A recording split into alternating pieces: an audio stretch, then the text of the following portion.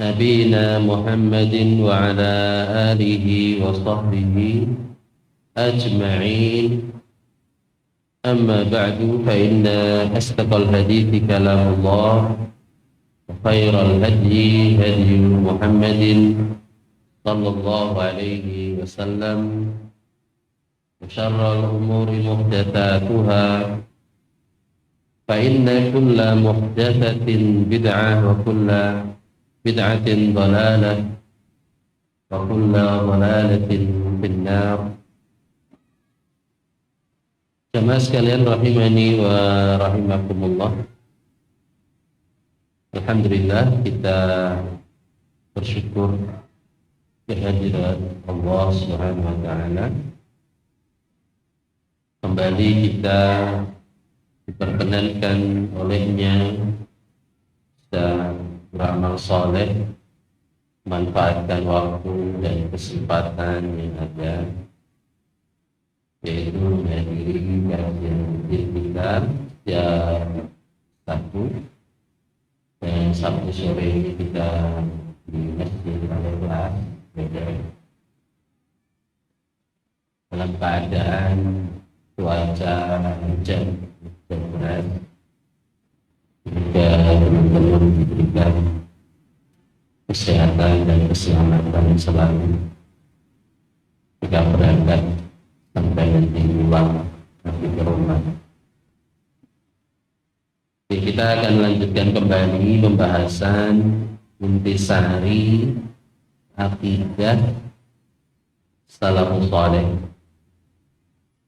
yang sudah kita mulai 2 kali pertemuan, dan sore hari ini sampai halaman yang ke-14. Sampai halaman yang ke-14. Bisa dibuka bukunya atau PDF-nya, yaitu tentang Al-Quran Kalamullah. Tentang apa? Al-Quran Kalamullah. Al-Quran adalah perkataannya Allah. Kalamullah itu perkataannya Allah, bukan makhluk. Bukan makhluk. Jadi prinsip ini memang salah satu prinsip atau ciri khas, ya, ciri khasnya Muslim Ahlus Sunnah wal Jamaah, Muslim Salafi yang mengikuti, ya, apakah Al-Quran itu makhluk? Al-Quran adalah kalamullah. Al-Quran adalah kalamullah, firman Allah, bukan makhluk. Allah Subhanahu wa ta'ala berfirman, wa in ahadun minal musyrikin istajaraka, dan jika ada orang-orang musyrikin, orang kafir itu meminta perlindungan kepadamu, wahai Muhammad sallallahu alaihi wasallam, fa'ajirhu, maka lindungilah. Jadi melindungi orang-orang musyrik itu boleh, memberikan perlindungan kepada orang-orang kafir itu boleh, selama tidak mengganggu akidah kita.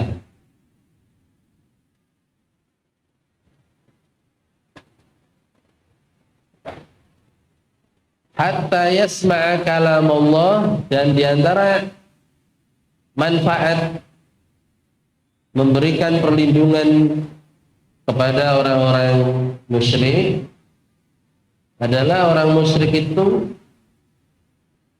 ya, supaya mendengar, ia sempat mendengar firman Allah. Jadi di sini Allah menyebut Al-Quran itu kalam Allah. Jelas, itu digaris bawahi. Itu yang digaris bawahi. Hatta yasma'a kalam Allah. Hatta yasma'a kalam Allah. Kepeletihan toh. cuma kebelet diantar. Nggak apa-apa. Ada ember mungkin?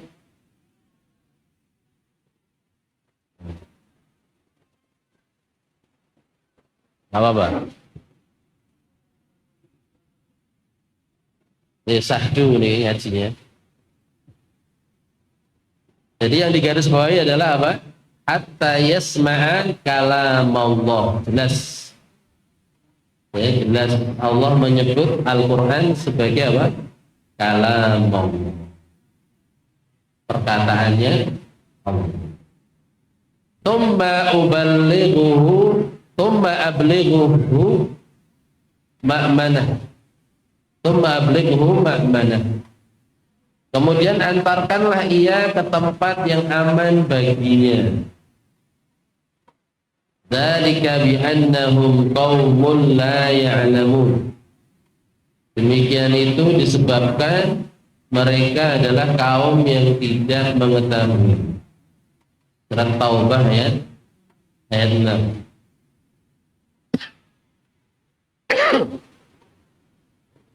Jadi al-kalam, kata penulis ini, al-kalam atau firman itu dapat didengar, menunjukkan bahwa Al-Quran itu merupakan firman Allah.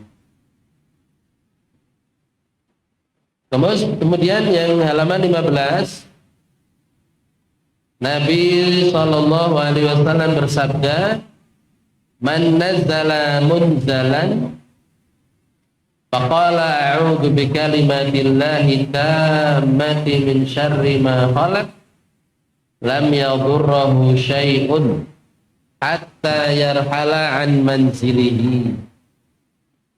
Barang siapa yang singgah di suatu tempat, kemudian dia membaca doa a'udzu bikalimatillahi tammati min syarri ma khalaq, aku berlindung dengan kalimat-kalimat Allah yang sempurna, aku berlindung dari kejelekan yang diciptakan. Barang siapa yang membacanya tidak akan membahayakannya sesuatu apapun hingga ia pindah dari tempat tersebut. Kata penulis, jika kalimat-kalimat Allah adalah makhluk, pastilah doa ini merupakan kesyirikan. Pastilah apa? Doa ini merupakan kesyirikan karena berlindung dengan makhluk, nggak boleh. Berlindung dengan kalimat-kalimat Allah. Jamaah sekalian rahimani wa rahimakumullah, tentang Al-Quran kalamullah atau bukan, itu kadang di beberapa orang itu masih menjadi pembahasan yang ini, pembahasan yang apa, jarang didengar, didengar. Al-Quran yus Al-Quran, Al-Quran ya Al-Quran, mau sifat Allah, mau kalamullah, mau bukan, mereka nggak bahas. Padahal jamaah di zaman salaf dulu prinsip seperti ini penting banget. Ini membedakan antara muslim yang lurus, muslim ahlu sunnah, dengan muslim yang di luar ahlu sunnah wal jamaah. Jadi Al-Quran itu harus diyakini bahwa dia itu bukan makhluk, supaya ada pengagungan, ada ta'dim dalam diri kita. Nah, ketika kita membaca Al-Quran, ya berarti kita sedang apa? Sedang membaca firman, kalimat, ucapan, perkataannya Allah Subhanahu wa ta'ala, bukan perkataannya Jibril. Kan ada orang mengatakan bahwa Al-Quran itu didengarkan malaikat Jibril, kemudian malaikat Jibril yang menginterpretasikan atau menginterpreterkan, menerjemahkan. Itu bukan perkataan Allah, tapi terjemahan dari Jibril. Nah, ini adalah pendapat yang keliru. Seperti ini adalah pendapat yang keliru. Oke, Al-Quran adalah perkataan Allah yang disampaikan oleh malaikat Jibril apa adanya. Sampaikan malaikat Jibril apa adanya kepada Nabi kita Muhammad sallallahu alaihi itu. Sehingga jamaah sekalian rahimani wa rahimakumullah, ketika kita tahu bahwa Al-Quran itu kalamullah, maka cara menempatkan Al-Qurannya juga harus diperhatikan. Gak boleh naruh Al-Quran di lantai, gak boleh. Gak boleh ini Al-Quran toh, umpamanya Al-Quran, terus dengan taruh tisu di atasnya, gak boleh. Gak boleh meletakkan barang-barang di atas Al-Quran, itu gak boleh. Al-Quran itu harus di atas sesuatu. Nah, dia kalamullah. Al-Quran kecil, mungkin saku, terus ditaruh di kantong gon pantat, terus dilunggui, nggak boleh. Taruh di bagian depan, taruh bagian di atas, jangan sejajar dengan kakinya manusia, taruh di lemari. Karena Al-Quran adalah sifat Allah, kalamullah, bukan makhluk. Nah, ini pentingnya seperti itu. Sehingga orang yang meyakini bahwa Al-Quran itu bukan kalamullah, Al-Quran itu makhluk, ya sampai naik dewi, ada orang nginjak-nginjak Al-Quran. Ya, ada perguruan selan. Mereka diantaranya ritualnya adalah nginjak-nginjak mushaf. Mushaf dianggap tidak berharga. Mereka meyakini mushaf itu makhluk. Al-Quran itu makhluk. Ya kayak karpet kayak gini, karpet makhluk, injak-injak boleh. Ya. Maka meyakini bahwa Al-Quran itu kalamullah bukan makhluk, itu adalah salah satu prinsip utama yang membedakan antara Muslim Ahlus Sunnah wal Jamaah, Muslim Sunni Salafi dengan Muslim yang lainnya. Ya. Jadi kalau kita simpulkan apa jemaah? Allah itu berbicara. Ya, Allah itu berkalam. Kalamnya Allah SWT itu ada dalam beberapa bahasa. Ada dalam beberapa bahasa. Ketika bahasa Arab kemudian diturunkan kepada Nabi Muhammad SAW, maka namanya apa? Al-Quran. Al-Quran itu perkataannya Allah yang didengarkan oleh malaikat Jibril, kemudian diperintahkan untuk menyampaikan kepada Nabi Muhammad SAW. Kemudian Allah berbicara dalam bahasa Ibrani. Dalam bahasa Ibrani disampaikan kepada Nabi Musa oleh malaikat Jibril.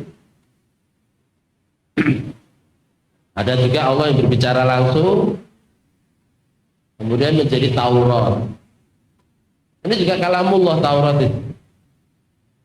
Dan Allah berbicara dalam bahasa Suryani, diturunkan kepada Nabi Isa alaihissalam melalui malaikat Jibril.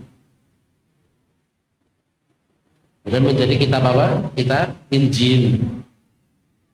Kitab Injil ini juga kalamullah. Jadi nggak cuma Al-Quran, semua kitab-kitab langit, kitab-kitab samawi itu juga kalamullah. Ada yang diturunkan kepada Nabi Dawud berupa Zabur, itu juga kalamullah. Diturunkan kepada Nabi Ibrahim alaihissalam dalam suhuf, lembaran-lembaran, itu juga kalamullah. Jadi Allah memiliki sifat kalam, dan sifat Allah itu bukan makhluk. Jadi sifat itu mengikuti zat yang punya. Kalau kita punya sifat, ya kita makhluk semua. Karena kita makhluk, maka sifat kita makhluk. Karena Allah SWT bukan makhluk, Allah itu Al-Khaliq, ya, maka sifatnya bukan makhluk, sifatnya adalah mengikuti zatnya, yaitu ketinggiannya Allah Subhanahu. Nah, Quran kalamullah ini apa? Prinsip Ahlus Sunnah wal Jamaah. Terus kita mau ingin sampaikan begini. Terus kalau memang Al-Quran itu makhluk, bahayanya apa? Gitu ya. Kalau dikatakan bahwa Al-Quran itu makhluk, bahayanya apa? Bahaya banget. Bahaya banget. Bahaya yang pertama adalah bahaya mengingkari ayat. Allah menyebut kalamullah, tapi kita sebut sebagai makhluk. Jadi dia telah mengingkari ayat, mengkufuri ayat-ayat Allah Subhanahu wa ta'ala. Dalam ayat yang lain juga dikatakan yubaddiluna kalamullah. Orang-orang munafik itu ingin merubah kalamullah. Jadi Allah nyebut Al-Quran sebagai kalam, ucapan. Bahayanya apa? Yang pertama adalah orang yang meyakini Al-Quran itu makhluk, dia telah mengingkari ayat Al-Quran yang menyebut bahwa Al-Quran itu kalam. Dan ini kafir. Jadi ini kafir. Imam Ibnu Qayyim Al-Jauziyah dalam kitabnya Juyusul Islam, beliau menyebut ada 500 ulama yang mengkafirkan orang yang meyakini Al-Quran itu makhluk. Jadi ada 500-an ulama yang meyakini bahwa orang yang mengimani bahwa Al-Quran makhluk itu telah celaka. Di antara Imam Ahmad bin Hanbal dan Syekhul Islam Taimiyah rahimahullah. Jadi man i'taqada anna al-Qur'ana makhluqun wa man qala anna al-Qur'ana makhluk faqad kafara. Jadi siapa yang mengatakan bahwa Al-Quran itu makhluk, dia telah kafir. Karena mengingkari ayat itu. Kemudian bahaya yang kedua, ini jangan. Bahaya yang kedua. Kalau Al-Quran diyakini makhluk, ya seperti halnya makhluk, pasti ada kekurangan. Pasti ada kekurangan. Berarti Al-Quran ada kekurangannya, boleh dirubah-rubah, boleh diotak-atik. Nah ini bahaya. Ini berbahaya. Seperti pendapatnya orang liberal.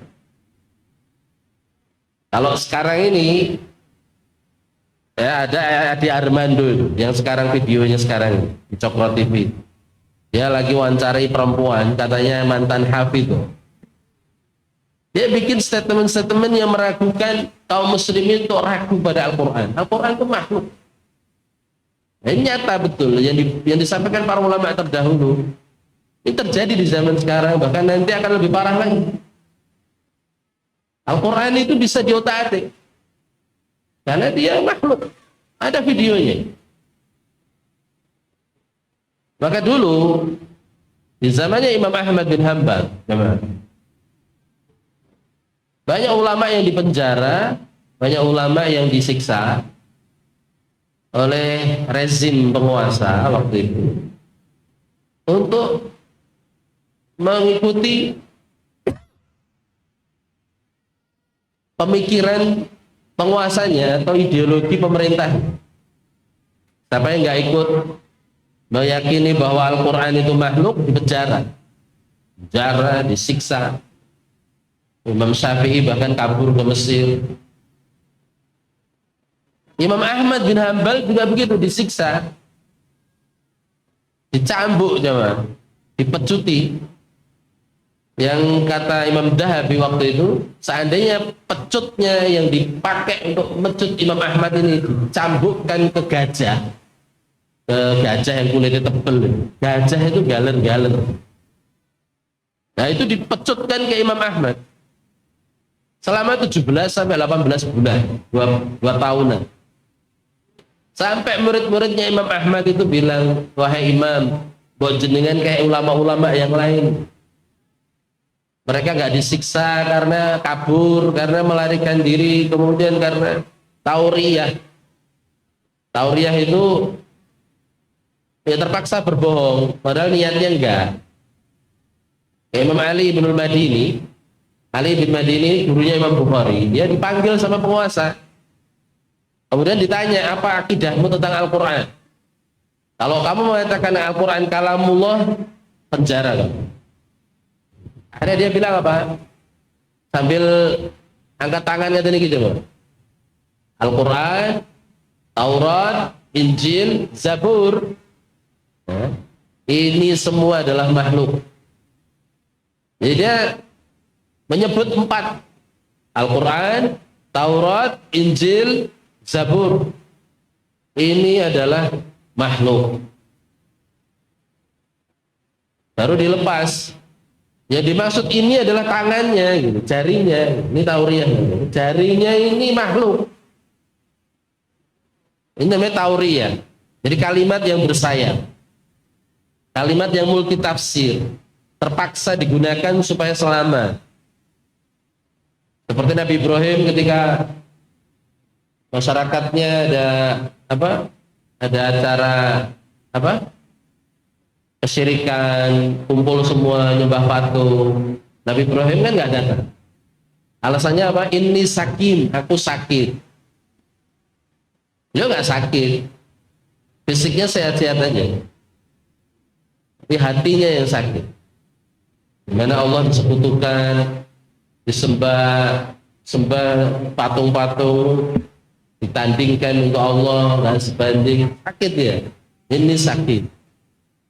Jadi Imam Ali ibn al-Madini lepas, dia lolos dari siksaan karena tauriyah. Imam Ahmad oleh murid-muridnya gitu, cobalah anda lebih ini lagi lah, kasihan di penjara, tubuh begini kelukan. Kata Imam Ahmad apa? Cobalah kamu lihat di luar. Cobalah kamu lihat di luar. Di luar sana jamaah, kaum muslimin itu nunggu semua jawabannya Imam Ahmad bin Hanbal. Imam Ahmad bin Hanbal ngomong apa, siap diikuti oleh mereka, siap dicatat sama mereka. Itu kenapa Imam Ahmad bertahan bahwa Al-Quran itu kalamullah, bukan makhluk. Karena kalau Imam Ahmad sampai mengatakan Al-Quran itu makhluk, ya itu menjadi akidah, akan menjadi akidah, menjadi keyakinan sampai kapanpun, sampai hari ini mungkin bahkan. Karena orang-orang akan meneruskan terus, ditularkan lagi begitu. Imam Ahmad rela di penjara 18 bulan disiksa. Sampai pemerintahan itu namanya Al-Ma'mun, presidennya, khalifahnya meninggal dunia. Diganti sama adiknya Al-Mutawakkil Al-Mutawakkil billah. Akhirnya Mutawakkil ini haluannya, akidahnya akidah Ahlus Sunnah wal Jamaah. Ulama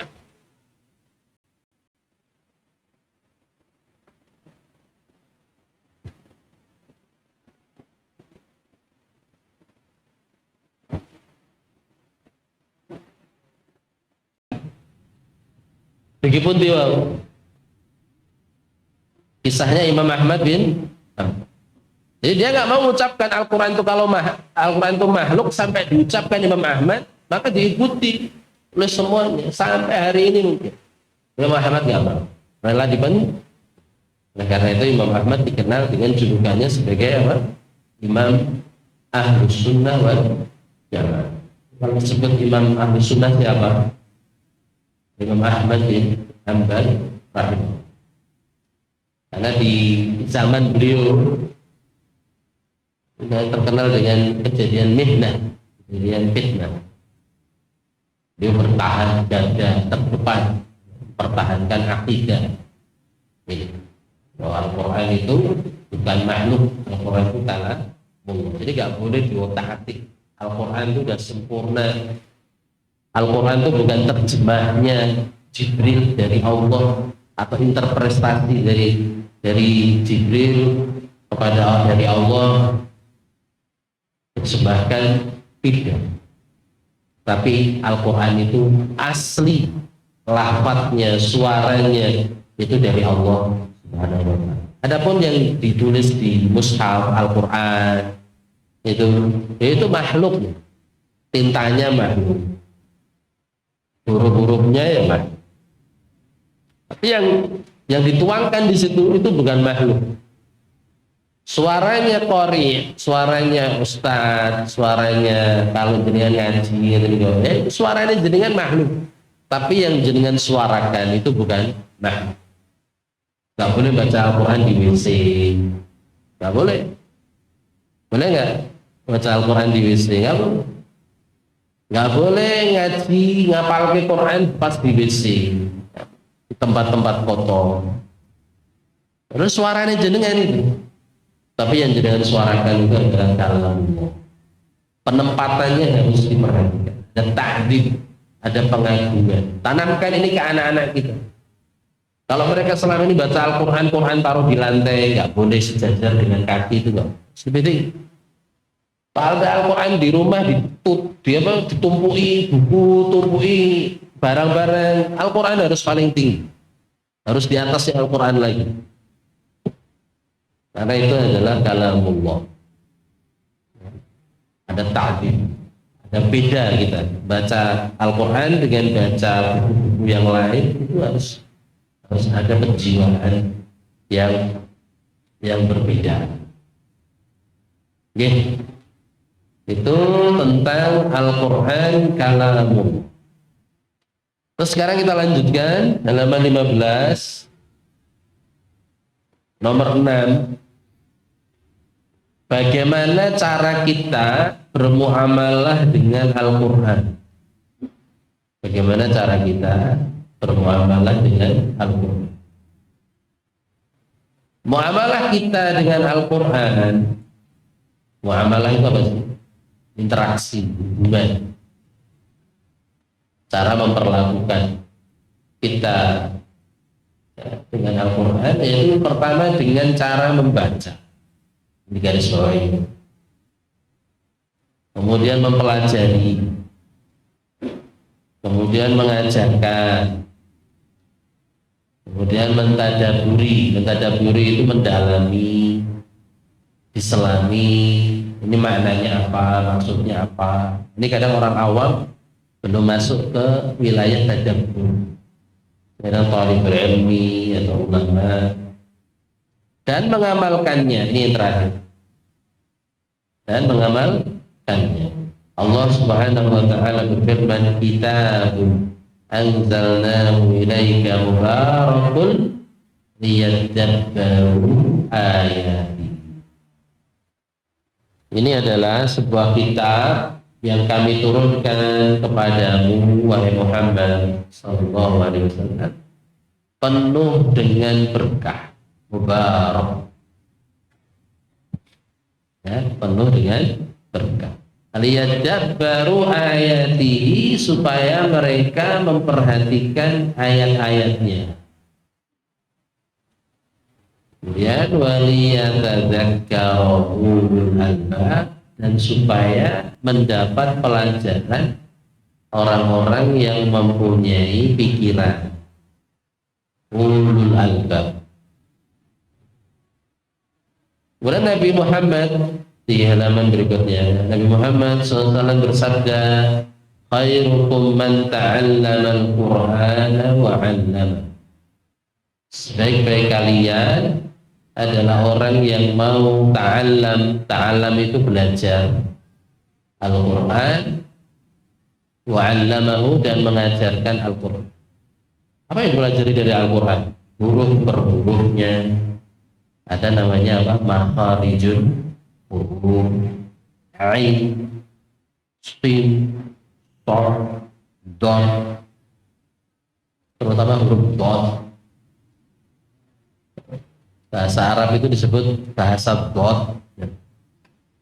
Jadi kalau jenengan fasih ngomong dot, bener fasih aja. Itu problem. Ada idza zulzilat, idza yulhilatil ardu yilyala. Nah, itu dia belajar makharij, tahsin, ada tajwid. Ada nanti ilmu usul tafsir. Sebelum masuk ke pelajaran tafsir, yang mau mendalami tafsir ada ilmu pembuka, ilmu pengantarnya, namanya ilmu usul at-tafsir. Jadi ada step-stepnya. Jadi karena Al-Quran ini kalamullah, ucapannya Allah, ya kita jangan kewanen bahasa Jawa. Kewanen ngajarkan tafsir cuma pakai Al-Quran terjemah. Ini kalamullah, ini hukum-hukumnya Allah, kita pakai terjemah. Terus diajarkan tafsir. Nah ini harus pakai sanad, pakai keilmuan. Nah, kalau jangan ngajar tafsir, belajar tafsir ya pakai tafsirnya Imam Ibnu Katsir, tafsirnya Imam atau ulama-ulama yang ada, Suyuti, Al-Qurtubi. Jadi nanti yang kita baca itu adalah perkataannya para ulama tafsir tersebut dari gurunya, dari Rasulullah SAW. Jadi jangan ini menurut saya, ini tafsir ini menurut saya. Kamu itu siapa? Dan siapa-siapa?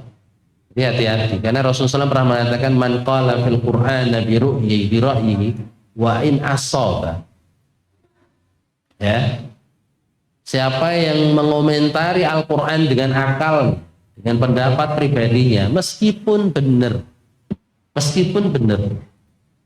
ya, faqad kadzdzaba Allah, maka dia dianggap telah berdusta, telah salah atas Allah. Siapa yang bicara tentang Al-Quran, tafsir Al-Quran dengan pendapatnya, walaupun benar, wa in asaba, apalagi salah, maka kalau bikin majelis tafsir ya harus menggunakan kitab-kitab ulama. Nggak mungkin nggak pakai para ulama. Siapa? Nah, Al-Quran ini ucapannya Allah, jadi harus bersumbernya ke Rasulullah. Nah, orang yang paling tahu tentang Allah itu ya cuma Rasulullah Muhammad SAW. Kalau kita pakai para ulama kan dari gurunya. Kalau kita langsung penurut saya, tafsir saya, nah ini walaupun benar pun tetap salah, gitu. Karena kita bukan siapa-siapa. Tuh. Tafsir Al-Quran itu harus dengan kitab para ulama, harus dengan kitab dan banyak melimpah ruah kitab tafsir ini. Setelah kita punya Al-Quran bahasa Arab, kita harus punya Al-Quran terjemah, wajib itu dulu. Ya kudu sadar diri, awake dhewe ora pinter bahasa Arab. Al-Quran berbahasa Arab, harus cari terjemahannya, terjemahan Tipak, insya Allah dari lumayan bagus. Tahap berikutnya kalau punya duit, ya beli tafsir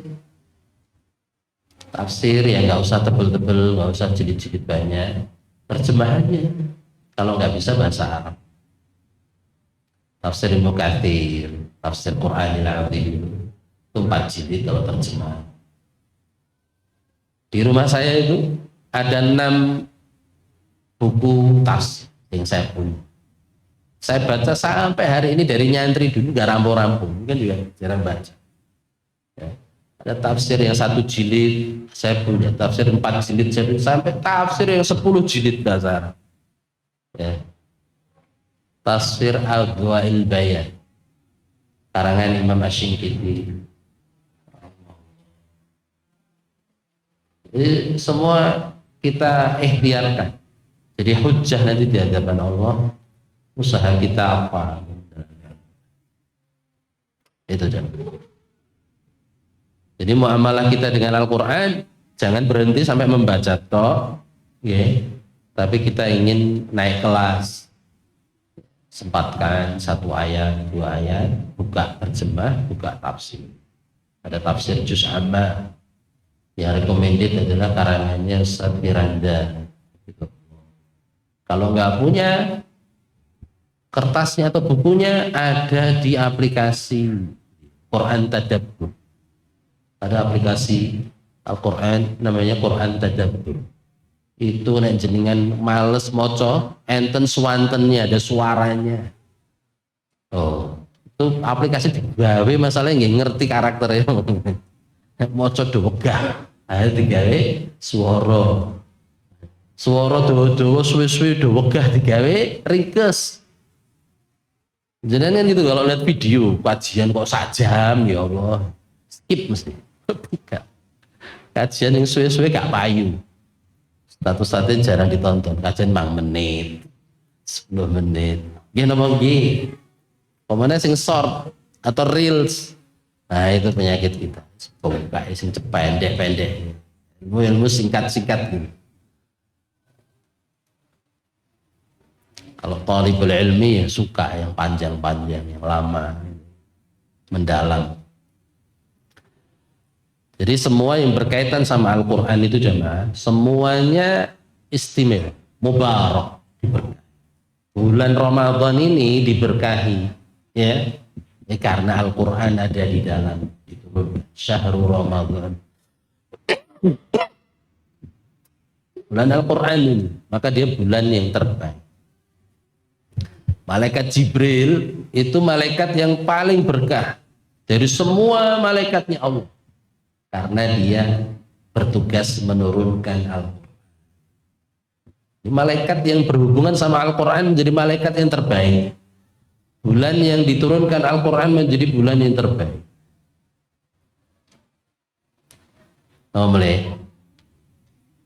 Orang yang mengajarkan Al-Quran dan belajar Al-Quran juga menjadi orang yang terbaik. Khairukum, apa tadi dalilnya? Khairukum man ta'allamal Qur'ana wa 'allam. Jadi manusia yang terbaik itu siapa? Yang mau belajar. Nah, saya belum bisa ngajar, ya belajar. Jadi belajar masuk kategori terbaik. Oh, kalau udah pro, udah fasih, udah pinter, ya jangan dipek dewe ilmu Quran. 'Allamahu, diajarkan. Kemudian tempat diturunkannya Al-Quran juga menjadi tempat terbaik di muka bumi. Ya betul? Mekkah Al-Mukarramah menjadi kota suci. Turun di Jabal Nur, di Gua Hira. Ya, itu menjadi tempat yang mulia. Buqah, tempat yang mulia dari semua tempat di penjuru bumi. Tempatnya sekarang kalau mau ke Gua Hira jemaah, ya Bargodo ya ini info dari sana. Nggak perlu jalan kaki, naik apa itu telefrik apa itu, pokoknya kereta listrik. Dari apa gantolan itu apa? Kereta gantung. Kan ini karena jalan kaki. Berarti kalau jalan kaki naik itu juga kita ikut menghayati perjuangannya Rasulullah SAW. Rasulullah itu kan di bulan Ramadan ini 2 kali naik puasa naik, ditalkin, disimak, tartil oleh malaikat Jibril. Maka cara baca Al-Quran di bulan Ramadan ini ya, cara yang terbaik adalah cara seperti yang dilakukan Rasulullah SAW. Orang usah cepet-cepet, karena Rasulullah itu mentartil, warattilil Qur'ana tartila. Ini pelan-pelan. Itu pertemuan kedua dengan malaikat Jibril. Kemudian pertemuan yang pertama itu masih simai, tahsin dia apa? Dicek bacaannya sama malaikat Jibril. Ojo ngebut. Ojo ngebut. Panjang pendek terabas gak diperhatikan. Ngoyak nopo khataman. Aku pokoknya kok ini acara khataman. Nek di pekan terakhir di absen karo takmire gak khatam isin ya. Ganto ingkung. Akhirnya di pekan terakhir gak rampung. Kurang pirang jus ngoten to. Dibagi bareng. Bagi kurang 5 jus ki. Wis sak jus wis dianggap khatam kabeh. Al-Qur'an nggih dolanan ta. Al-Qur'an dikira apa? Buku napa niku? Al-Qur'an niku mumpung di bulan Ramadan lagi sergep-sergepe. Niku wow, levelnya kudu dinaikkan. Ojo puluhan tahun awake dhewe Ramadan. Puluhan tahun awake dhewe maca Quran. Cek ngono. Maca demi mil gak ngerti apa. Ojo ngono kuwi terus. Harus ada perubahan yang lebih baik. Buku yang paling favorit itu ya. Itu buku napa niku? Buku panduan. Ya. Buku panduan selamat urip dunya lan akhirat. Jadi harus diperhatikan. Nah, sekiranya pun rusak amburadul wonten niku nggih. Ya dirawat. Kalau ada Al-Qur'an rusak-rusak di masjid kayak enggak terawat, enggak diopeni, merusak pandangan, kadang malah tidak sama anak-anak. Kita yang ngerti bahwa itu kalamullah nggak boleh dibiarkan, terus diambil segera dan boleh memusnahkannya dengan cara dibakar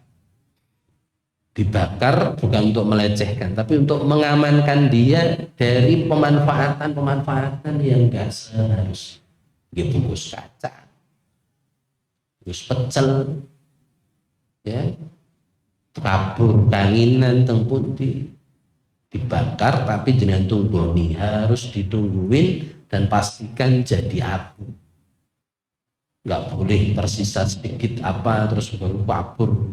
Itu boleh kalau jenengan bakar tapi harus ditungguin dan dipastikan lenyap. Niku solusi yang terbaik untuk memuliakan mentaatim Allah.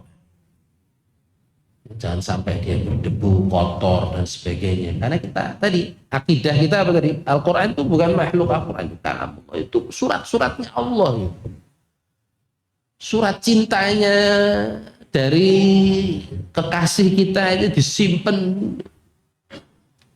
dirawat. Ini surat-surat ayat-ayat dari Allah gak dikata. Itu ya, semua yang berhubungan sama Al-Qur'an mubarak, diberkahi.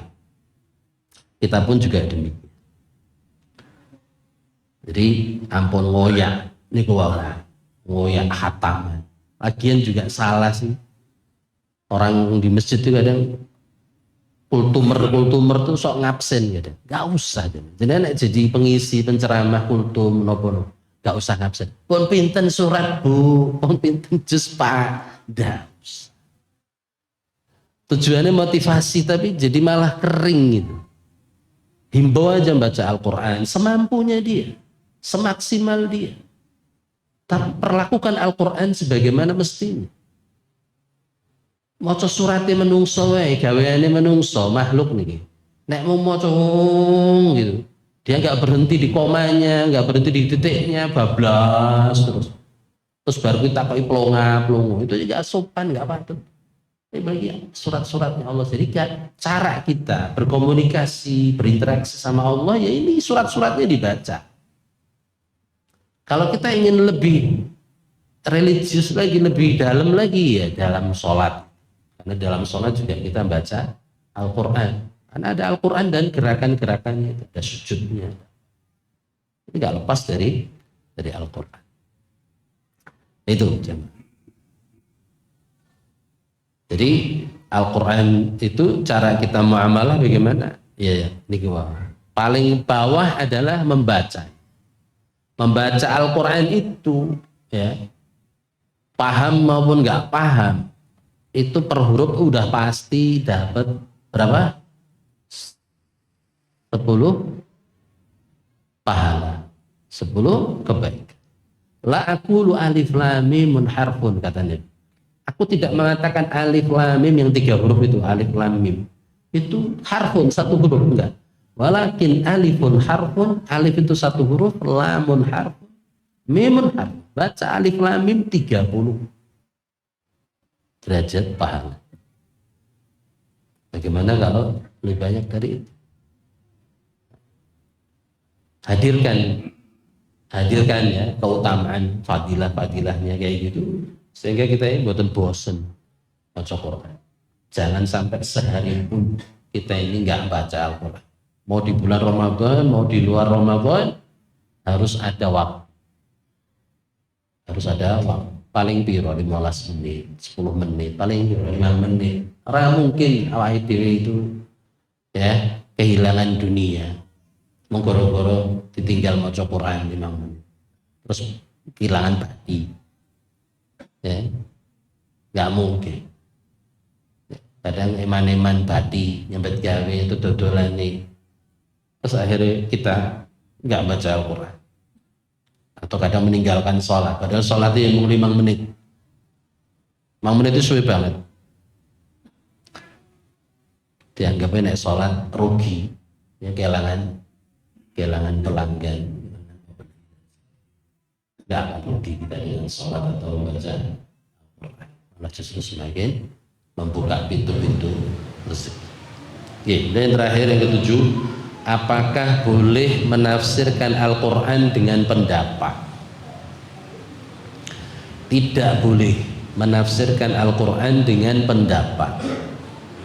Allah Subhanahu wa taala berfirman, wala taqfu ma laisa laka bihi ilmun. Dan janganlah kamu mengikuti apa yang kamu tidak mempunyai pengetahuan tentang. Wala taqfu. Jadi jangan nekat ya berbicara sesuatu yang kita ini nggak punya kapasitas. Itu sadar diri ya, gengsi. Kalau memang nggak tahu, ucapkan saya tidak tahu. Wallahu a'lam bissawab. Nabi Muhammad SAW bersabda, ittakhadhan nasu ru'usan juhala. Ini hadisnya menarik sekali. Ittakhadhan nasu ru'usan juhala. Maka orang-orang pun menjadikan pemimpin mereka orang-orang yang bodoh. Fasu'ilu, kemudian mereka ditanya, pemimpin-pemimpin tadi ditanya. Fa'aftau, lalu mereka pun memberi fatwa, menjawab pertanyaan bighairi ilmin, tanpa ilmu.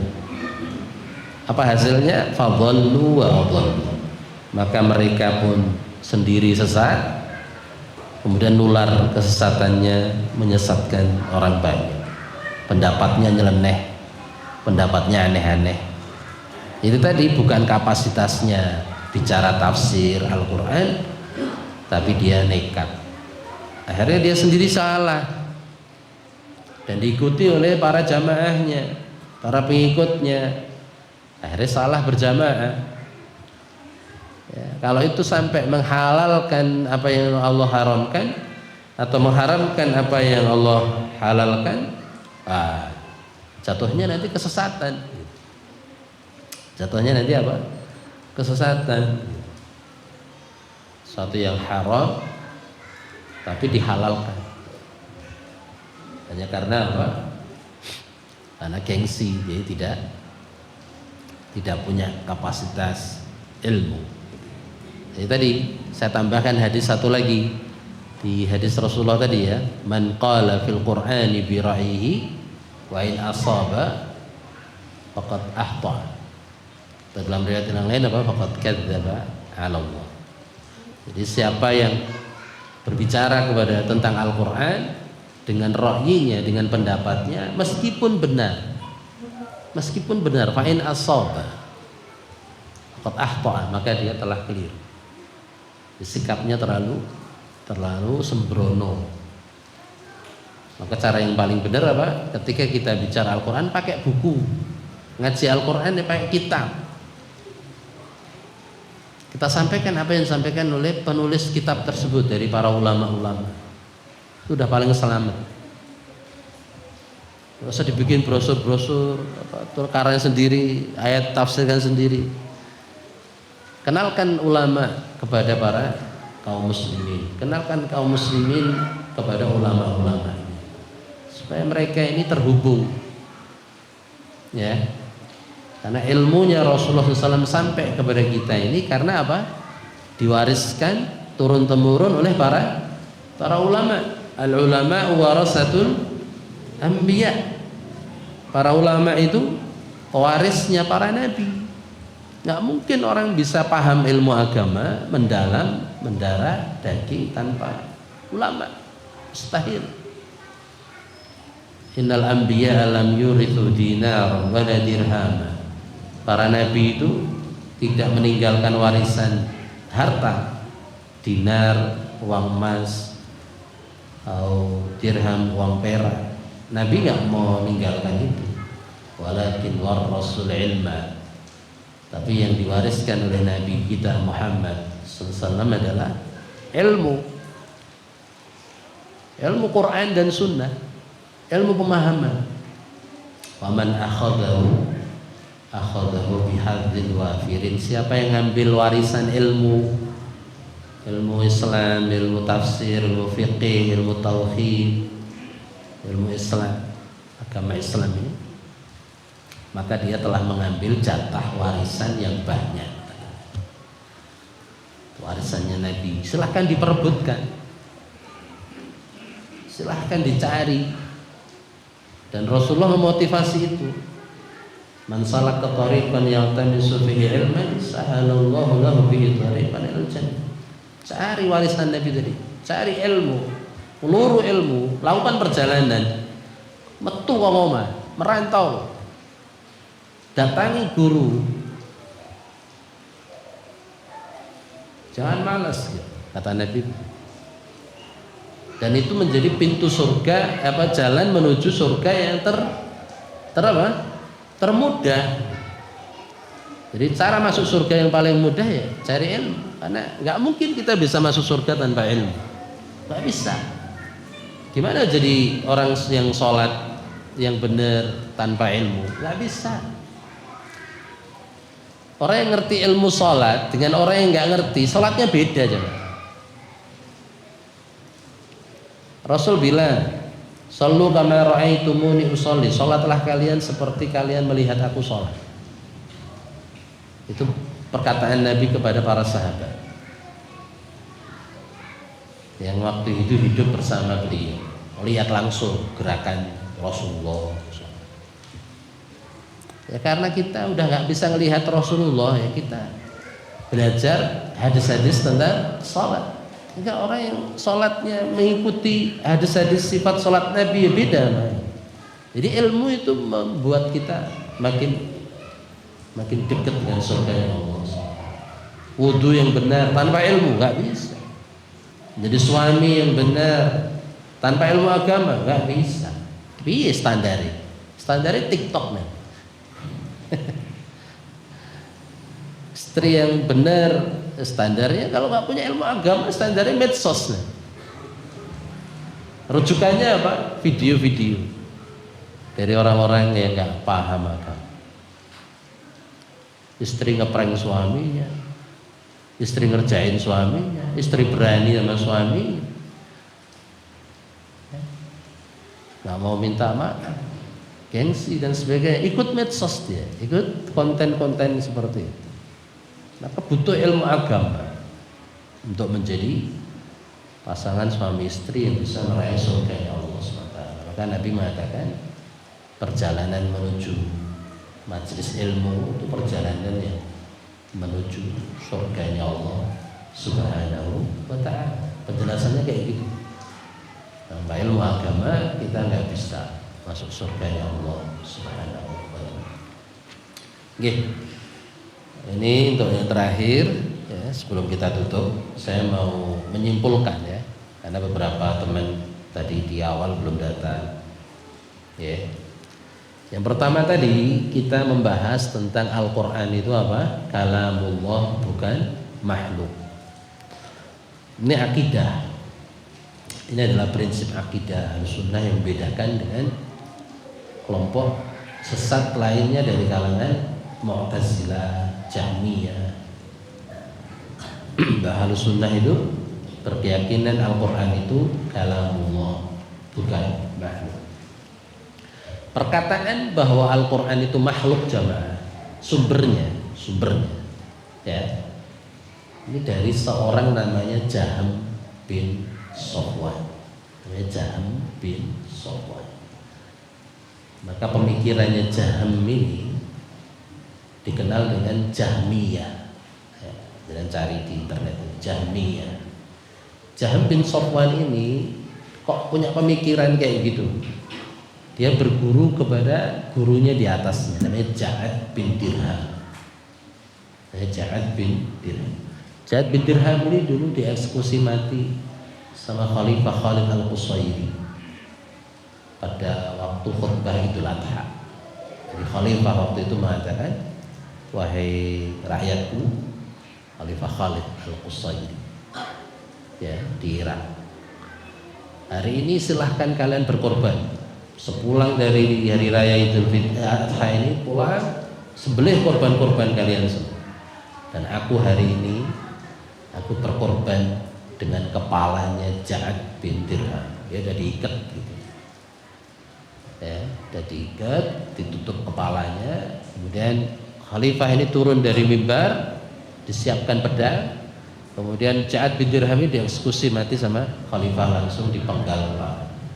Alasannya apa? Kata Khalifah, karena dia ya tidak mau mengimani bahwa Allah memiliki sifat. Allah nggak punya sifat. Allah nggak punya sifat tangan. Allah nggak punya sifat kalam. Al-Quran itu makhluk. Padahal sifat Allah itu terkait sama zat. Namanya zat, dia punya sifat. Ya. Tapi di ayat-ayat yang bicara masalah sifat ditolak semua sama Ja'ad bin Dirham, sehingga dihukumi sama mahkamah, sama mufti kerajaan bahwa dia kafir, penggal. Jadi orang kafir dipenggal kepalanya waktu itu. Kemudian Ja'ad bin Dirham ini dapat ilmu akal rasionalis tadi, logika tadi dari mana? Dari orang Yahudi. Dari orang Yahudi yang dulu pernah mensihir Nabi Muhammad Sallallahu Alaihi Wasallam, namanya Labid bin Asom. Jadi kalau diruntut ilmu Al-Quran itu makhluk, itu sumbernya dari orang Yahudi. Kelompoknya namanya Jahmiyah. Jahmiyah berubah menjadi apa? Pecah lagi menjadi Mu'tazilah. Ya. Dan seterusnya. Itu di awal-awal Islam muncul. Kalau hari ini bagaimana? Hari ini udah berkembang biak, beranak pinak, terpecah-pecah ya, menjadi 73 golongan lebih bahkan. Dan semua itu menyimpang dari pemahaman yang salah. Terus bahayanya apa kalau Al-Quran itu sampai diyakini makhluk? Apa tadi? Al-Quran kalau sampai dibilang dia makhluk, maka Al-Quran dalam bahaya. Berarti Al-Quran pada kekurangan seperti makhluk. Al-Quran nggak ada hajinya, nggak ada marwahnya, nggak ada wibawahnya. Al-Quran ta'dimnya nggak ada. Maka ada orang injak-injak Al-Quran dibiarin, ada orang ludahi Al-Quran, dianggapnya Al-Quran makhluk, kayak karpet diinjek-injek boleh, makhluk. Ya, sajadah diinjek-injek boleh. Al-Quran itu kalamullah, bukan makhluk, perlu ditempatkan di tempat yang mulia, disikapi penempatannya, pembacaannya dengan cara yang lebih baik. Ini akidah Ahlussunnah wal Jamaah berdasarkan Al-Quran dan Sunnah Rasulullah SAW. Dan tadi perjuangannya para ulama, ya, perjuangannya para ulama mempertahankan ini supaya nggak jebol, ya.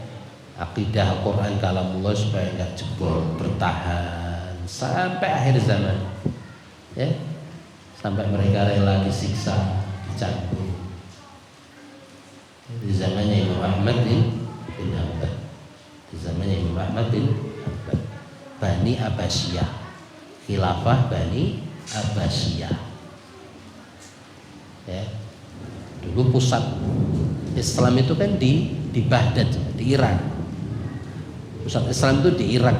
Irak itu masa kejayaannya Islam besar. Kotanya namanya Baghdad. Sumber pusat khilafah dunia berpusat di sana. Khilafah dunia berpusat di sana. Setelah Khulafaur Rasyidin, ya, setelah Bani Umayyah, setelah Bani Abbasiyah. Nah itu di sana. Imam Ahmad sampai di penjara, dipaksa-paksa, beliau rela. Nah, kita hargai perjuangan beliau dengan mempertahankan akidah ini dan mengajarkannya kepada generasi-generasi yang selanjutnya. Maka ditulis buku-buku akidah sejak saat itu, ya. Di antara isi poinnya adalah itu tadi, Al-Qur'anu kalamullah, pasti itu ada di buku-buku. Kemudian cara muamalah kita dengan Al-Qur'an, cara yang paling awam, paling umum adalah membaca. Ya, itu yang bisa kita lakukan, membaca, maka bacalah. Namun mulailah, usahakanlah kita ini naik kelas, naik level.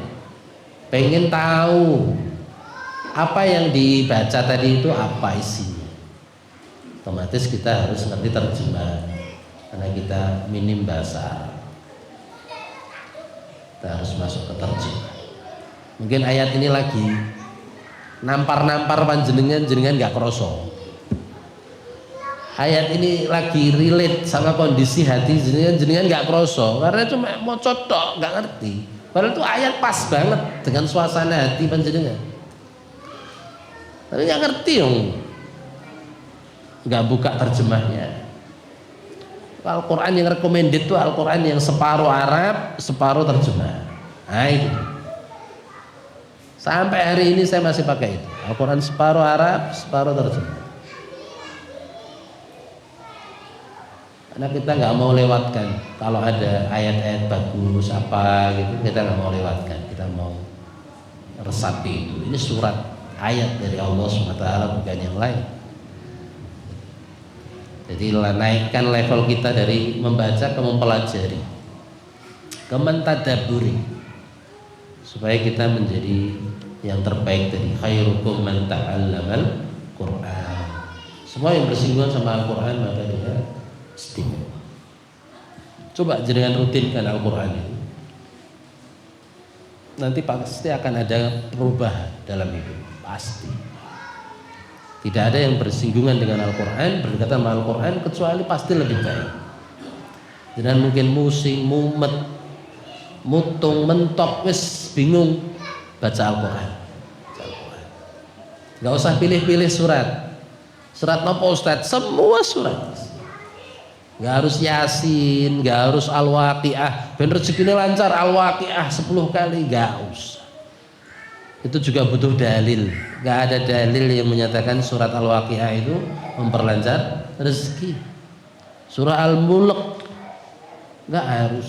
Semua Al-Quran itu dia adalah pertanda ketakwaan kita. Kalau kita takwa sama Allah, maka rezeki kita akan dilancarkan sama Allah. Min haitsu la yahtasib, dari arah yang tidak kita sangka-sangka. Plus gak nyono, gak menduga. Tapi karena kita rajin baca Al-Quran, Al-Quran kan wujud takwa kita semua.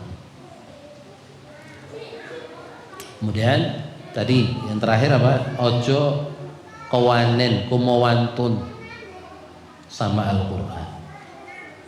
Kalau kita nggak punya ilmunya tentang ayat tertentu, jangan memberanikan diri untuk menjelaskan atau menafsirkan. Benar ada ayat mengatakan, ada hadis mengatakan apa? Balighu anni walau ayat. Sampaikan dariku walaupun satu ayat. Ya benar, tapi benar-benar jangan ilmui gitu loh, baru sampai. Jangan itu jadi dalil terus dengan berani tampil padahal masih kosong. Ya ayat itu dikuasai dulu baru sampai. Bahasa Arab masih peletot-peletot. Ya, jadwal kajian di mana-mana paham ini.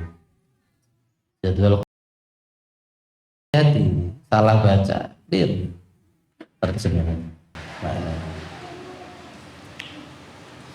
Niku aja kumawantun, aja kau terlalu berani menafsirkan Al-Quran. Maka kalau kita bicara tafsir, pakai buku tafsir yang ada, terus paling aman, paling selamat.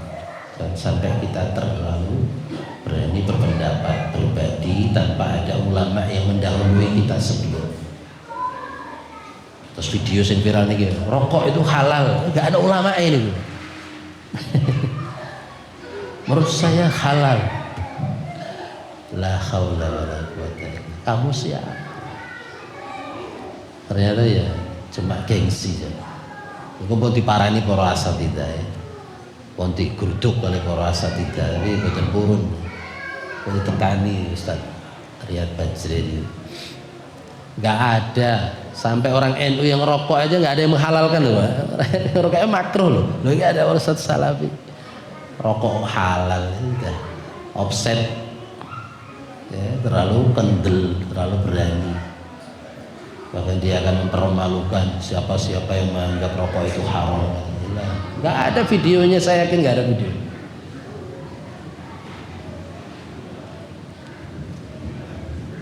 Ustaz Zainal Abidin udah siap membantah perguru-pergurunya, suruh nunggu. Baik jemaah sekalian rahimani wa rahimakumullah, tadi intisari akidah yang kita sampaikan sampai halaman 16. Insyaallah kita akan lanjutkan pada kesempatan berikutnya hari Selasa depan ya, di Masjid Dawatul Ikhlas Pondok Darul Qur'an. Kemudian kita akan lanjutkan pada berikutnya itu halaman 17 itu tentang hari akhir. Oke, masih ada waktu beberapa menit. Kalau ada yang mau bertanya sambil nunggu, kita buka pertanyaan. Monggo, silahkan. Naya dan jamaah.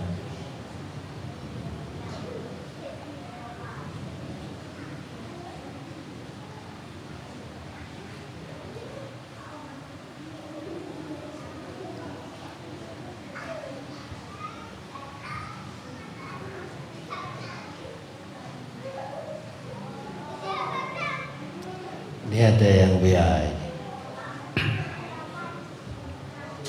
Dari siapa ini? Gak ada namanya.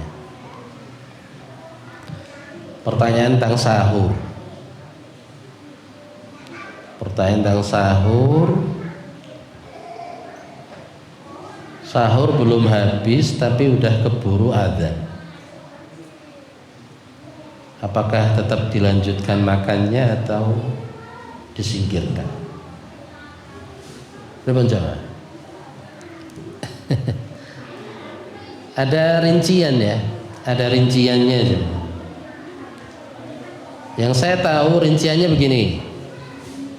Kalau gelas itu pun jenengan cepeng ngeten iki, gelas. Atau nek ma'aman berarti piringnya pun ngeten iki.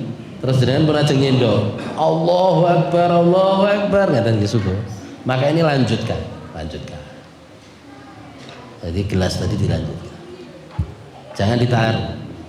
Tapi nek niku tesih teng meja, pemene jenengan dadak mlayune rono ning dapur ngeten, ndak boleh. Itu udah akhir dari. Tapi kalau itu udah pun jenengan pegang, ya Allah, jak separuh terus adzan lanjutkan. Karena dia udah mau minum ini. Gitu. Atau tadi ajeng nyendok, terus adzan lanjut. Ini rukhsah. Ini ada kemudahan. Tapi nek jenengan kondisinya tadi ya makanan masih di meja atau di bawah piring dan gelasnya bahkan kudu nuang kadang gawe meneh, nggak mungkin, nggak boleh. Karena akhir batas sahur adalah apa? Terbit fajar shadiq atau yang diwakili dengan adzan subuh. Jadi batas akhir bukan imsak ya. Batas akhir bukan imsak. Jadi habis bangun tidurnya setelah imsak umpamanya 10 menit sebelum subuh. ya makan aja nggak apa-apa. Makan aja nggak apa-apa. Ya. Jangan adzan, wah itu kan adzan masjid sebelah urung adzan. Wah, pengen ngrungokne adzan semua masjid baru dianggap adzan. Adzan manapun itu sudah menjadi tanda. Kadang adzan juga nggak jadi ukuran ya. Kita perlu setting jam, memanfaatkan jam buatan pemerintah yang sudah di-share. Ini tuh bagi yang bertanya lewat WA.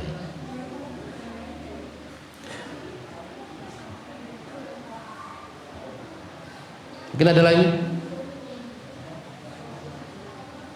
Monggo.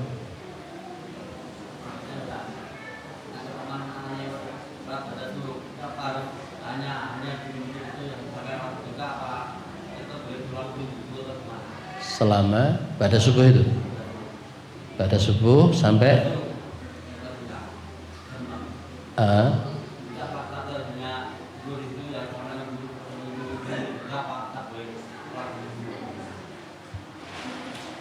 mau dapat pahala itu, keutamaan ibadah umroh atau haji itu. Oh itu. Ya kalau memang harus keluar karena memang butuh ya. Kamar mandi karena butuh, kebelet atau apa, ya boleh. Jadi ada keutamaan bagi orang yang ibadah subuh tetap i'tikaf di masjid ya. Berdiam diri di masjid, entah baca Al-Quran, entah zikir pagi, penting nggak ngobrol ya, nggak ngobrol tapi hal-hal yang manfaat, mungkin istighfar ya sampai syuruk terbit matahari. Tapi syuruk itu pas terbitnya jangan malah sholat, karena ada larangan sholat di waktu terbit matahari. Ben rodok sih, misalnya syuruknya jam 6 kurang 15 ya agak dimundurkan jam 6 lebih 17 jam 6 kurang 15 berarti jam 6.45 berarti jam 6.50. Karena jangan dipaskan pas terbitnya matahari, karena dilarang kita sholat. Karena ada larangan apa? Sholat pas terbit matahari, sholat pas srengenge ning dhuwur sirah, maka suruh agak condong waktu subuh, waktu duhur kan condong. Kemudian pas matahari tenggelam, pas ghurub, itu tanduk setan katanya Nabi. 2 waktu itu. Jadi pas tenggelamnya nggak boleh sholat, pas terbitnya jangan sholat, ditunda dulu sebentar.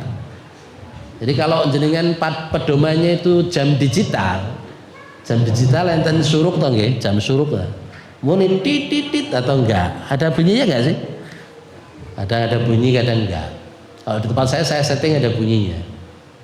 Itu jangan langsung sholat dulu, ditunda dulu sebentar. Ben rodok ya, setelah terbit itu ada jeda, baru kita sholat. Tentu pahalanya seperti orang pahala haji taman sempurna. Ya, nggak perlu ke Arab Saudi, nggak perlu modal banyak-banyak. Keutamaannya seperti itu. Wallahu a'lam. Ya mungkin itu yang bisa kita kaji pada sore hari ini. Ketemu lagi hari Selasa insyaallah di Masjid Pondok Darul Quran. Kita tutup dengan doa kafaratul majlis. Subhanakallah wa bihamdika asyhadu an la ilaha illa anta astaghfiruka wa atubu ilaik. Assalamualaikum warahmatullahi wabarakatuh.